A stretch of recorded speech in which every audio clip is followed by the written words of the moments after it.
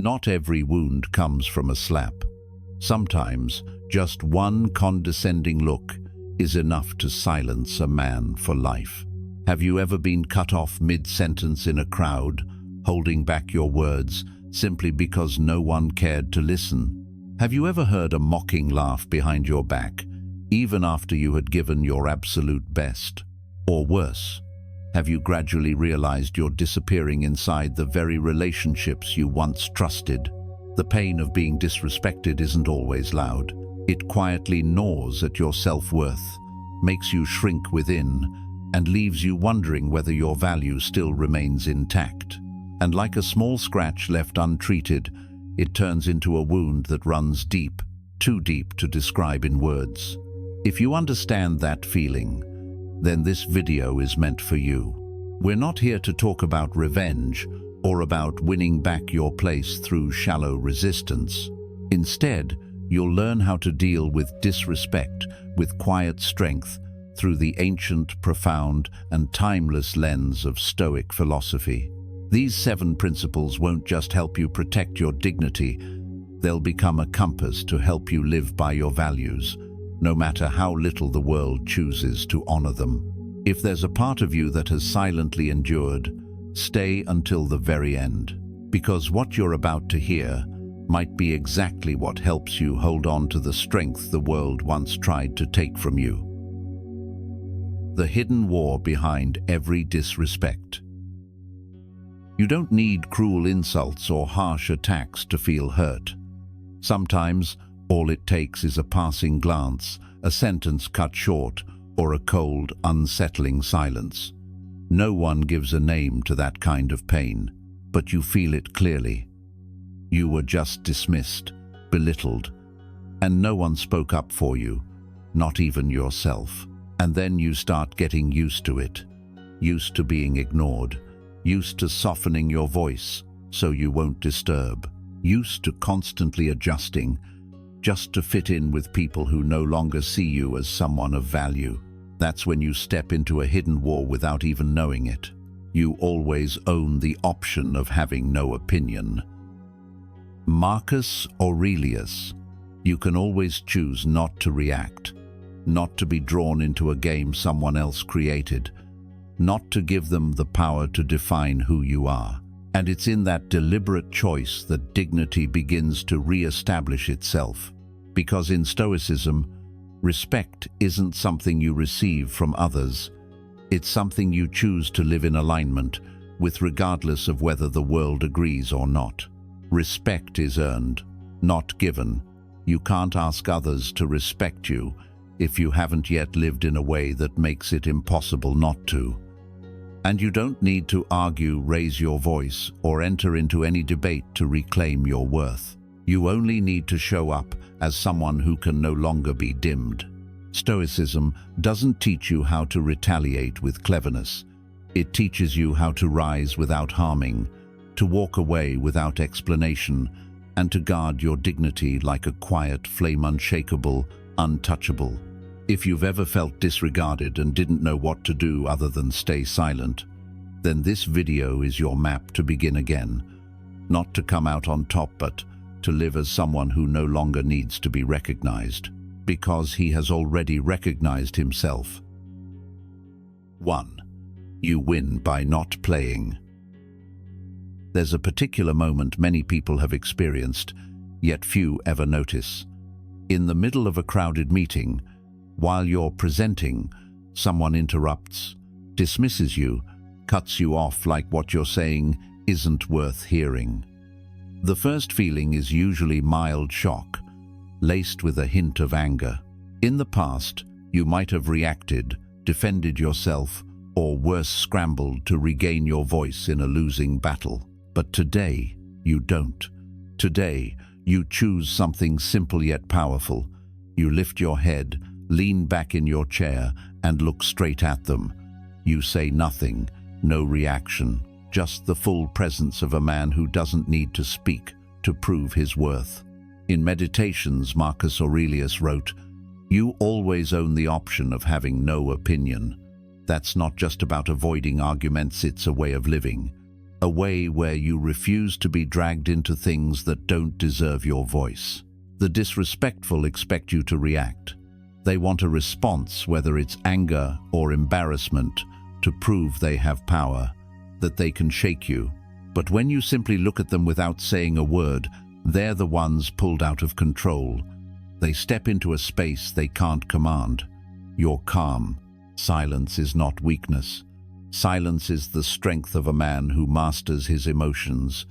When you don't react immediately, you refuse to be controlled.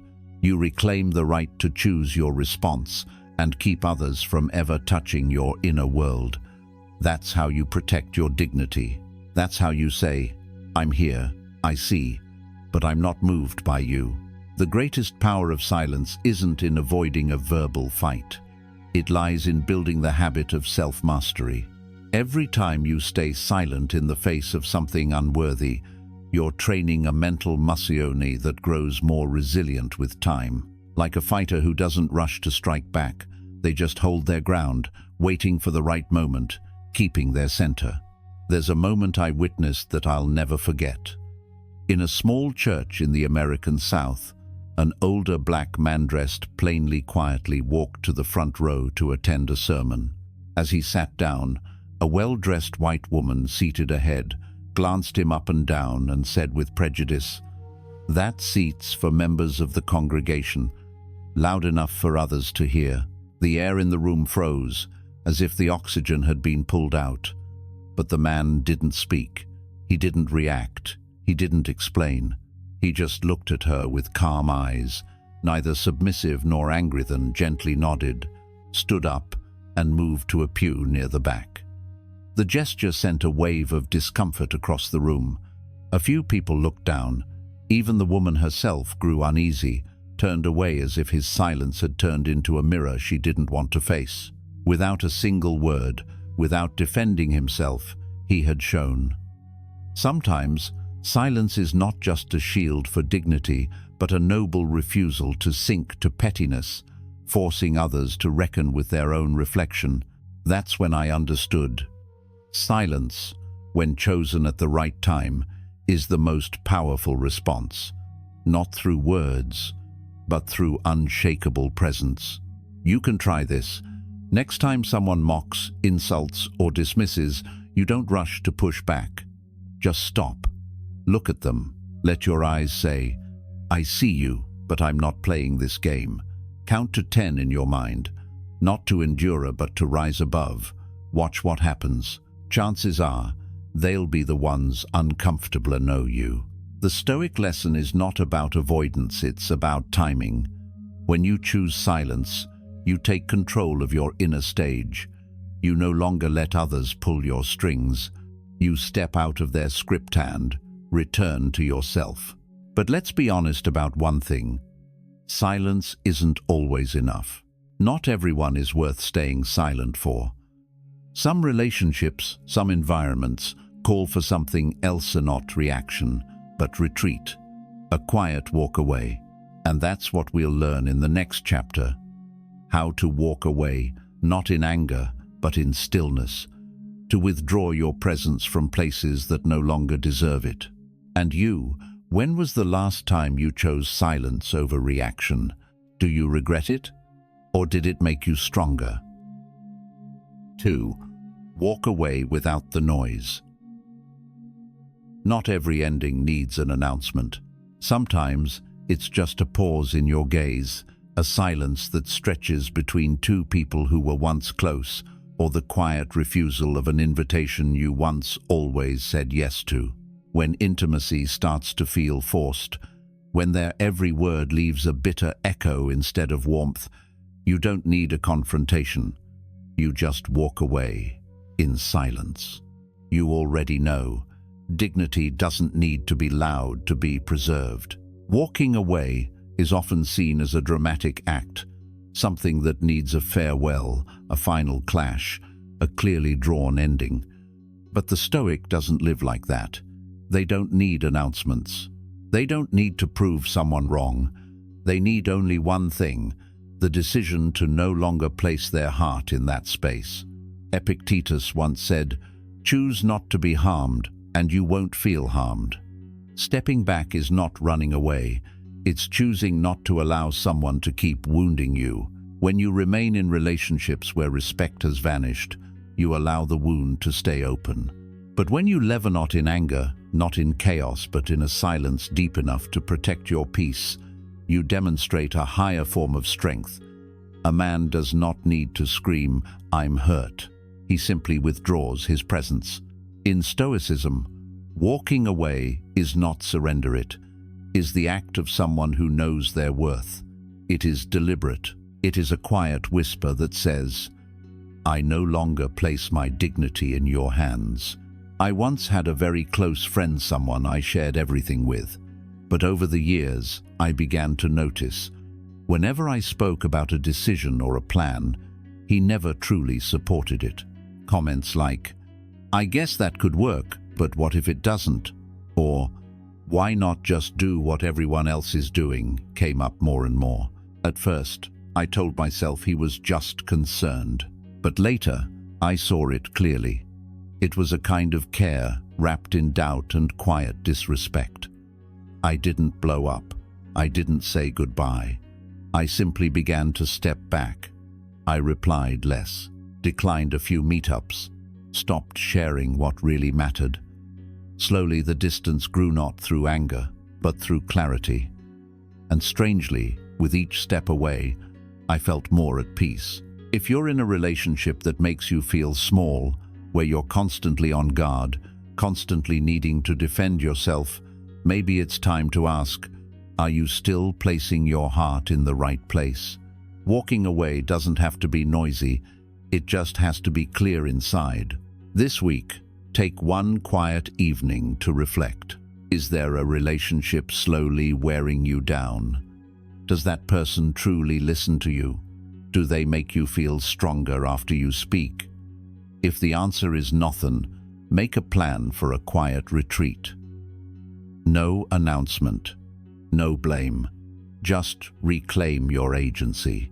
Have you ever had to quietly walk away from someone because they no longer respected you? If you're thinking about it, share below, not to complain, but to let others know they're not alone. Because sometimes walking away is the most right thing you can do for your soul. But let's also be honest. Sometimes walking away isn't an option. There are relationships you must maintain, co-workers, family, your living environment. In those situations, you may not be able to retreat, but you can absolutely redraw the boundaries. 3. Let your boundaries do the talking. Not every act of disrespect is loud. Sometimes it comes in the form of slight interruptions, sighs while you're speaking, or eyes that drift away as if what you're saying holds no value. In those moments, the instinctive reaction is often to stay silent and endure to push back just to reclaim your voice. But between those two extremes, there is another choice: to set boundaries with calmness. Once, when I was interrupted during a meeting, I didn't get angry or stay quietly resigned. I simply waited for them to finish, then looked straight at them and said gently, "I need to finish my thought." No raised voice, no blame, but clear enough that they understood I would not allow that kind of rudeness to happen again. From that day on, they never cut me off again. Stoics understand that every violation only happens with our permission. A boundary isn't a wall, it's the quiet declaration of self-respect. When you speak up calmly, not to control others, but to preserve yourself, you are acting with dignity. Setting boundaries doesn't require grand speeches. A simple phrase like, "I'm not comfortable with that tone," or "I'll respond when I have enough information," can completely shift the way others approach you. The key is this: the calmer your tone, the firmer your boundary becomes. There's a subtle lesson on boundaries that comes from Michelle Obama. During her 8 years in the White House, she often became a target of criticism, from her appearance and clothing to racially charged comments from parts of the public. But she never lashed out in anger. Instead, she responded with calm, with powerful statements delivered without ever raising her voice. One of her most famous quotes is, "When they go low, we go high. When others lower themselves, we raise the dignity of our response." No fiery words, just consistency in how you live and how you respond. That is the strongest boundary. Michelle never bowed to the attacks, but she also never stooped to retaliate in kind. She simply stood taller and let that quiet strength shatter the mirror held up to the pettiness of others. That is the Stoic spirit, not controlling others, just mastering yourself. Try this one thing this week. Sit down and write 3 boundaries you've been wanting to set for a long time but haven't because you were afraid of offending someone. It could be not answering work messages after 9 p.m., not accepting criticism when you're sharing ideas, or not wanting to be called by a nickname that bothers you. Then pick on and practice saying it, gently but firmly, because boundaries aren't meant to shut people out, they're meant to protect what's valuable inside you. When you are clear about what you allow, you no longer have to feel exhausted by being constantly crossed. And when a boundary is calmly and clearly placed, you'll witness something powerful. People begin to adjust not because they fear you, but because they've started to respect you the way you've shown respect for yourself. But sometimes, boundaries still aren't enough. Because disrespect doesn't always stop at the line you draw. It will test you. It will try to make you feel small.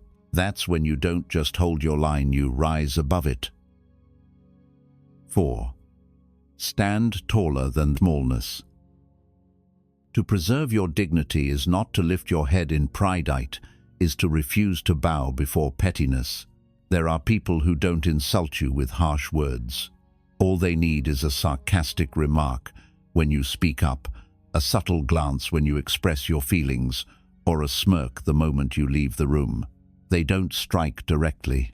They disguise their contempt under politeness, leaving you confused, uncertain, and often doubting yourself. But then you realize what they want most is to make you feel small.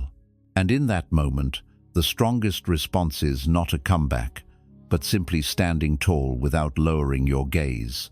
Epictetus once said, "It is not things themselves that disturb us, but our judgments about them."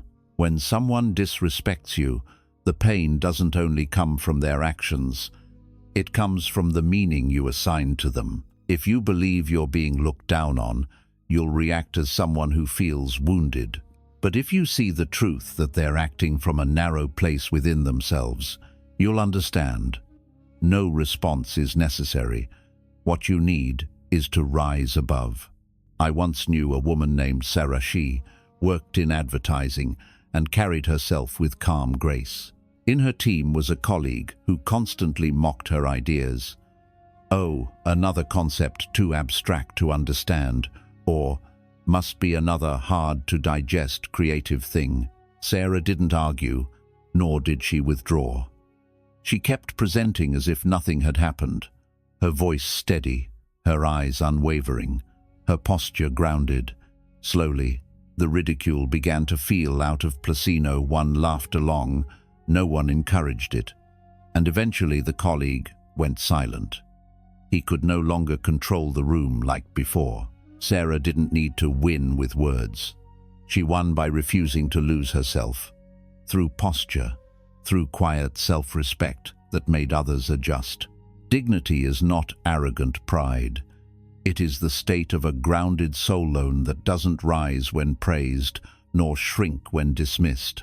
It is the ability to hold your full height, even when others stoop to bring you down. It is how you remind yourself, "I am made of something greater than their words." You can practice this in a simple way. Think of an upcoming situation where you often feel overshadowed.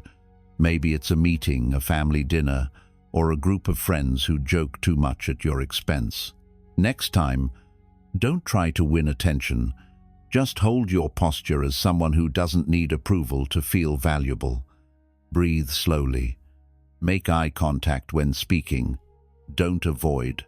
And if someone throws contempt your way, remain calm as still water. You don't need to strike back. You only need to remain unmoved, because when you hold your ground, others are forced to adjust their gaze. When you don't compromise with smallness, you create a greater space not for someone else to enter, but for you to live unconfined by the boundaries others try to place around you. Marcus Aurelius once wrote, "If someone can prove me wrong and show me my mistake, I will gladly change. It's the truth I'm after, not ego." That spirit shows us. Standing taller does not mean refusing to listen. It means not being dragged into pettiness. You preserve your inner nobility not to show you're better, but to protect the one thing most sacred, the peace you've worked so hard to build. And remember this, disrespect doesn't always come through words, it comes through the energy others bring. There are glances that make you feel smaller. There are sighs that make you feel like apologizing for existing. In those moments, you don't need to scream for fairness. You just need to stand taller with the full presence of someone who knows exactly who they are. In the next chapter, you'll see that Stoics don't just use dignity as a defense. They turn every insult into an opportunity to train the spirit. Because to them, every challenge is a guimand, every disrespectful person, just an uninvited trainer. 5. Turn their disrespect into your training ground.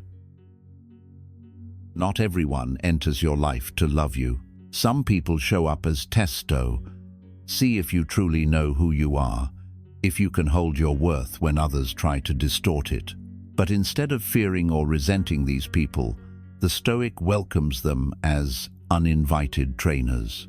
Marcus Aurelius once wrote, "The impediment to action advances action. What stands in the way becomes the way." Meaning, the obstacle doesn't block you, it becomes the path you must walk. When someone belittles you, dismisses you, or even insults you, it says nothing about your worth, but it says everything about how well you've trained your mind. If you react instantly with anger, defensiveness, or justification, it means you're still dependent on outside validation. But if you can pause, take a deep breath, and look them in the eye without being shaken, you've already won over yourself. I'm reminded of a man named Davida, former soldier who fought in the Middle East, and later became a fitness coach for young men who had been rejected by society. At a speaking event, while sharing his journey of overcoming PTSD, someone from the back interrupted with a sneer. "Sounds like another one of those cheap inspiration stories." The room fell silent, but David simply smiled. He didn't argue. He didn't defend himself. He just said, "I've had landmines go off next to me. This is much lighter." And he continued his story as if nothing happened. No one dared interrupt him again. David didn't say that to sound noble. He did it because he understood every act of disrespect, if received wisely, can become a workout for the heart. Just like lifting weights, no one enjoys the heaviness, but it's that very resistance that builds strength. Stoics see disrespect like dumbbells, not something to resent, but something to train with. Next time you're ignored in a meeting, instead of getting angry, see it as a training session. When someone scoffs at your dreams, take it as a chance to strengthen your stance on what you believe. When someone wounds you with a joke, observe your inner reaction like a mirror toe. See if you've truly mastered your emotions. Here's something curious. Those who disrespect others often become most uncomfortable when they fail to break your calm. They throw a vicious jab and you don't flinch. You just stand there still, solid. That's when they realize they hold no power over you anymore. And when that happens, you don't just surpass them, you rise above the version of yourself from yesterday. This week, I invite you to do something simple. Recall a recent moment when you felt disrespected. Write it down, but don't write it as a wound, write it as a lesson. What emotions surfaced? How did you react? And if you could do it again, how would you respond in a way that reflects someone training in stillness? If you've turned a hurt into a lesson, share it in a short comment. Not to seek sympathy, but to show that you're choosing the higher path. Because you can't control how others treat you, but you can always control how you use it to grow stronger.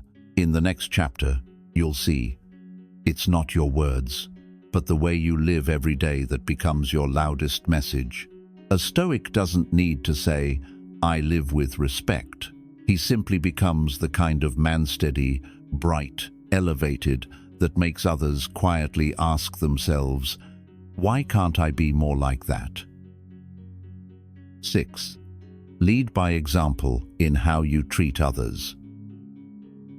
Be a model of respect, not because others deserve it, but because you deserve to be the kind of person who gives it. None of us can avoid encountering people who treat us poorly, from co-workers who interrupt, to friends who joke too much, to loved ones who fail to truly listen.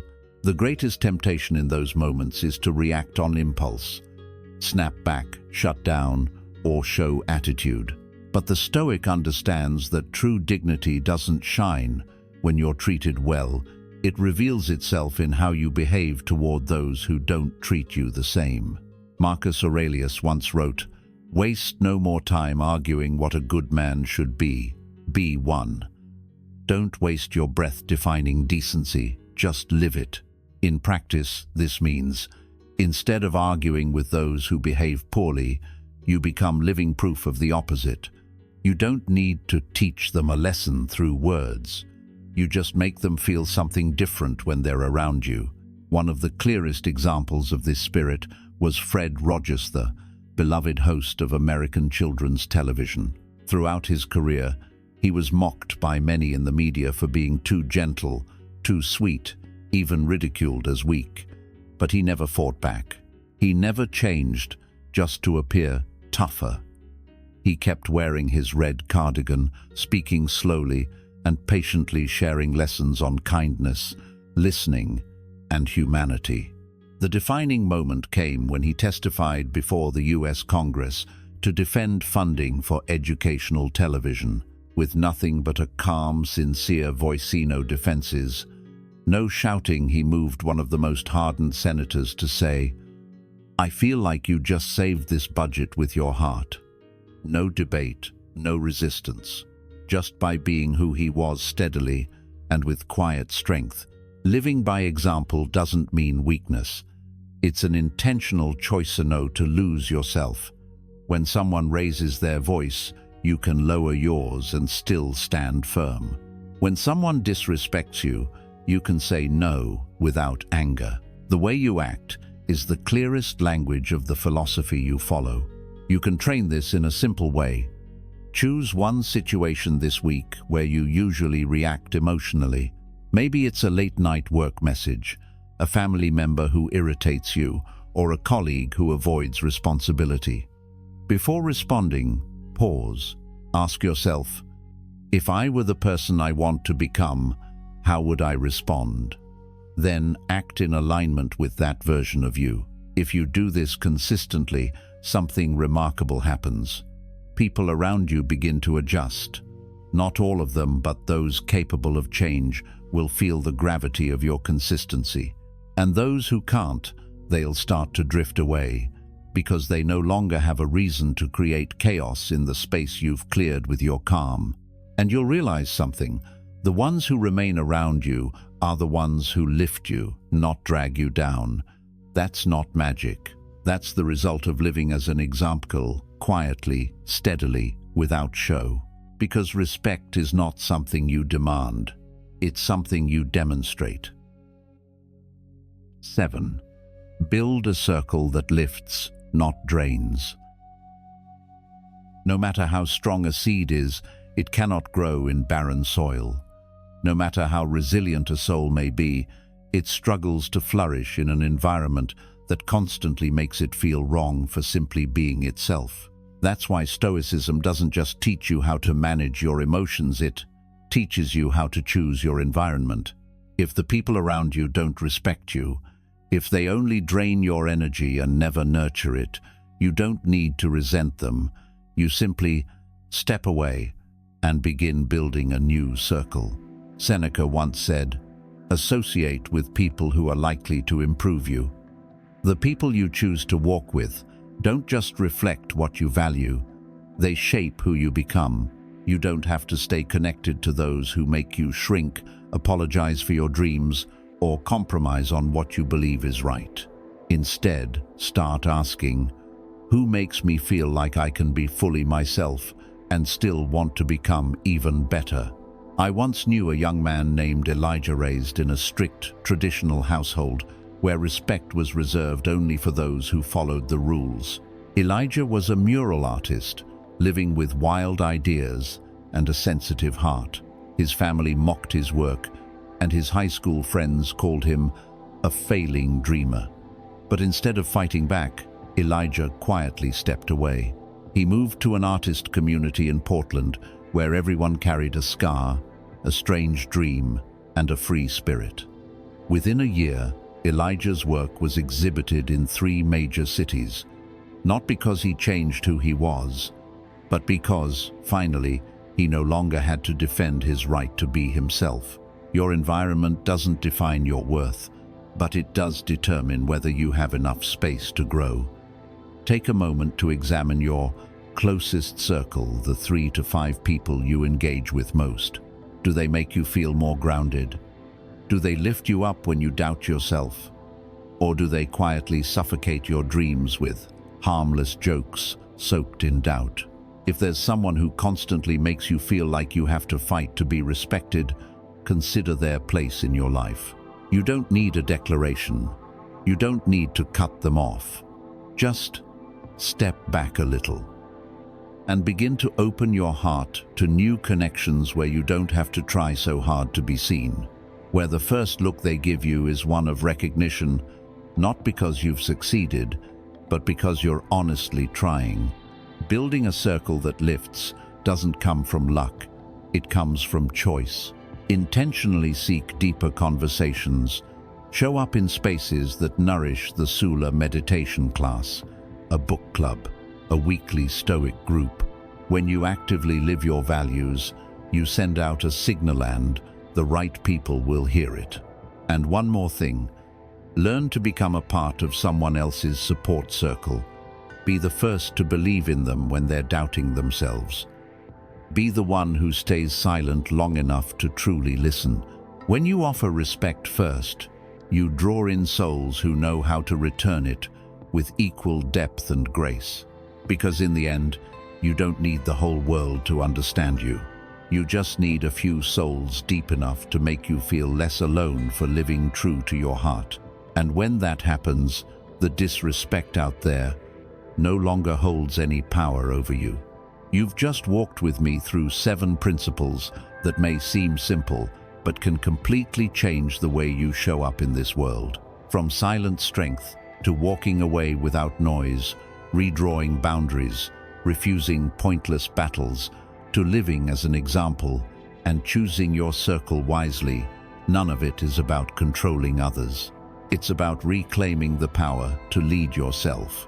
We cannot force anyone to respect us, but we can always live as someone worthy of respect. No warnings, no anger, just steady steps, clear responses, and quiet retreats that come from an inner world already anchored. Because the world out there may be chaotic, but if you stay true to your principles within, you'll no longer be swayed by cheap judgments, unkind glances, or mocking laughter that once used to wound you. You have nothing left to prove. You only need to become the kind of man you can respect when you look in the mirror each morning. If this video touched some part of your journey, don't keep it to yourself. Leave a comment, share your experience, and pass this inner strength on to someone else who might be quietly enduring. And if you want to keep walking this path of depth, steadiness, and self-mastery in a world that rarely slows down, make sure to hit subscribe, because this is only the beginning.